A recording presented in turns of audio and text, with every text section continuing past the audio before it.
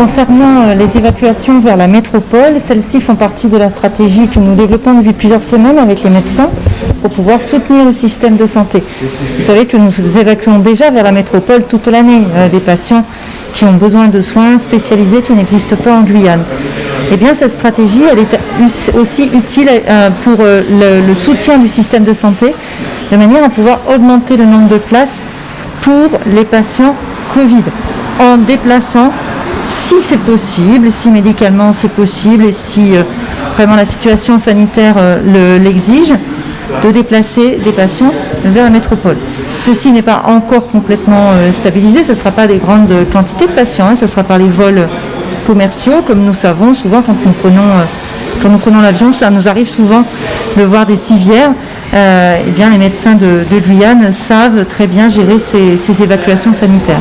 Parce que vers les Antilles, là, les autorités sanitaires des Antilles, oui. Guadeloupe et Martinique, vous disent qu'il n'y a pas autant de places qu'on voudrait en avoir. L'idée, c'est de bien sûr privilégier les Antilles dans un premier temps, mais ne pas surcharger nos amis antillais qui font déjà beaucoup d'efforts pour nous, pour la réanimation Covid. Donc si on peut alléger ce que nous leur demandons par ailleurs pour les patients non Covid, ce ne sera pas du tout systématique ni impératif, mais on va le prendre en compte. Nous devons prendre en compte dans les décisions d'évacuation la surcharge éventuelle des services d'arrivée. On sait que les Antilles ont beaucoup de travail, elles ont déjà fait énormément pour nous. Elles ont accueilli 12 patients. 12 patients, c'est l'équivalent d'un service entier de réanimation. Elles ont fait en sorte comme si nous avions un service de plus immédiatement disponible. Et on a eu vraiment un accueil vraiment excellent. Il est important qu'on soutienne nos amis antillais aussi dans les demandes qu'on leur fait et que celles-ci soient équilibrées par rapport à leur capacité. Donc il est normal de ne pas exclure d'évacuer vers la métropole des patients non Covid, comme nous le faisons toute l'année, mais un peu plus fréquemment. 6 vols vers Paris, si vous avez 2 patients dans chaque vol, ça vous fait déjà quasiment un service qui est un petit service de moins au bout d'une semaine. Donc on n'a pas besoin de grandes quantités. Si on fait du goutte à goutte, on appelle ça les évacuations goutte à goutte, en fait, c'est ce que les hôpitaux de l'Hexagone qui ont réussi à supporter la crise ont fait, les hôpitaux parisiens notamment, qui ont très tôt, avant d'être débordés, évacué en goutte à goutte, par des ambulances, c'est plus simple, vers les hôpitaux plus éloignés. C'est vraiment une stratégie qui a été très très favorable à la tenue du système de santé dans les hôpitaux qui l'ont mis en œuvre. Donc en fait, on tire des enseignements de ce qui a marché dans l'Hexagone. Évidemment, on l'applique, on l'adapte à la Guyane, puisque c'est très différent et c'est tout de suite plus compliqué. Mais en fait, on utilise tous les outils. Donc le premier outil, c'est l'augmentation de capacité. Mais ça demande aussi du temps aux médecins, aux soignants de s'organiser. Si on devait ouvrir un service tous les 2 jours, ça serait quand même un peu désorganisant. Donc, de pouvoir avoir une semaine de temps pour pouvoir installer des nouveaux lits, des nouveaux services, c'est aussi une meilleure garantie pour les patients d'être correctement accueillis.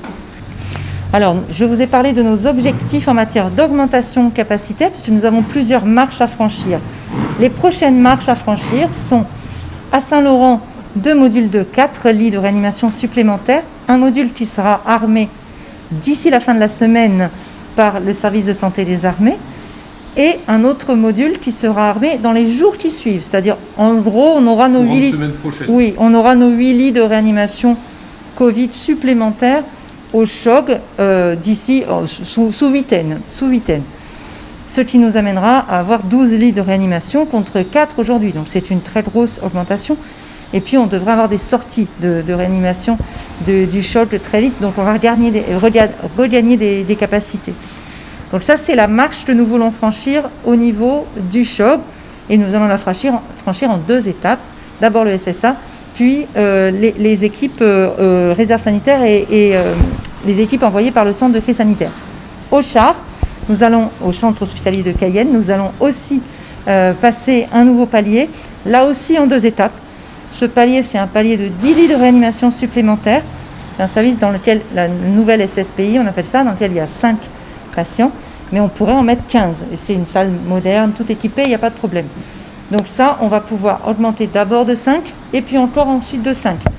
Là aussi, à quel horizon? Là aussi, sur 10 jours, les premiers paliers de 5, on devrait pouvoir l'atteindre en fin de semaine ou début de semaine prochaine, lundi. Et puis le prochain palier de 5 en suivant. On verra si on en a besoin, parce que vous avez vu que sur Cayenne, ça se stabilise. Donc on fait tout pour armer. Et puis le moment venu, si on n'en a pas besoin, on réutilisera évidemment les personnels, etc. On arme avant de voir l'augmentation de patients pour pouvoir vraiment parer à toutes les éventualités et aussi avoir moins besoin de faire des évacuations sanitaires puisque le nombre de lits disponibles sera beaucoup plus important. L'arrivée des renforts, vous avez raison de le souligner, c'est aussi une particularité, une lourdeur et une complexité à intégrer. Alors, heureusement, ils n'arrivent pas tous d'un coup, parce que finalement, ça serait ça qui serait déstabilisant. Il faut que nous articulions l'arrivée des renforts et l'augmentation des capacités. Et c'est cette articulation qui est très complexe, je dois dire, d'autant que les renforts arrivent de plusieurs endroits, si vous voulez. Et donc, c'est la raison pour laquelle j'ai donné des objectifs d'augmentation capacitaire en demandant à nos amis parisiens qui nous envoient les renforts d'adapter les renforts sur ces marches que nous avons à franchir. La préfecture et l'état-major de zone va être très très aidant sur la gestion de la logistique. Évidemment, il faut que mes équipes en vrai, nous puissions donner de la visibilité sur les arrivées. La situation, le flux est tellement tendu que les arrivées, nous les voyons 2 ou 3 jours avant qu'elles arrivent, parce que jusqu'au dernier jour, le ministère essaye de trouver du monde supplémentaire. Donc les équipes ne sont pas stabilisées 10 jours avant, où on pourrait vraiment, même ne serait-ce que vous en parler.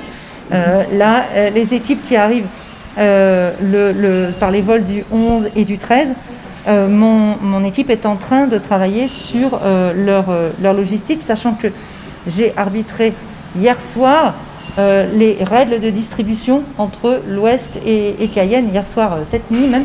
Donc j'ai arbitré hier soir fort tard la distribution des équipes de manière à ce que ce matin, l'ARS en lien avec la préfecture puisse gérer, comme nous le faisons depuis plusieurs semaines, la première nuit à Cayenne, le briefing et ensuite la distribution sur le choc avec les différents hôtels de l'Ouest, sur les équipes mobiles aussi, parce qu'il n'y a pas que les hôpitaux, et puis sur Cayenne. Et puis parfois, on fait aussi des petites modifs. Là, j'ai demandé, par exemple, qu'on trouve un infirmier ou une infirmière pour pouvoir positionner en renfort pendant quelques jours à la masse de Kourou, le temps de trouver une solution. Donc, parce qu'ils sont en difficulté, ils ont plusieurs agents malades.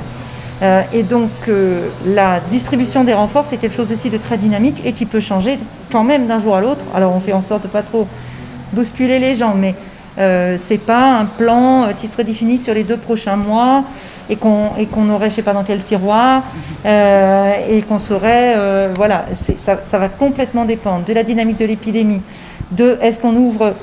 ensuite on continue à franchir des paliers à Cayenne, ou est-ce que non, c'est plus la peine de franchir des paliers à Cayenne, c'est au choc qu'il faut franchir. Sur cette partie logistique, on a vu qu'au niveau de l'hébergement, ils étaient en général hébergés dans des hôtels, en particulier je pense à ceux qui sont sur Cayenne, mais on a vu également sur les réseaux sociaux qu'ils faisaient un appel à la solidarité pour des voitures, parce que du coup, pour le moyen de transport entre l'hôpital et l'hébergement, c'était pas toujours facile. Alors, sur cet aspect logistique, il faudrait vraiment demander. Peut intervenir, en fait, ça se passe ? Là, c'est vraiment l'état-major de zone qui va nous aider, peut-être avec des bus. On est en train d'y travailler, enfin c'est surtout eux qui sont des spécialistes qui sont en train d'y travailler, des navettes, enfin des choses comme quand il y a un grand congrès, un grand événement, il y a des transports ad hoc qui sont mis en place, mais là vraiment ça me dépasse, c'est plutôt les collègues qu'il faut interroger. RDI en Guyane, c'est de la musique, des infos et du sport. RDI sur 105.1 à Cayenne et 88.4 à Kourou.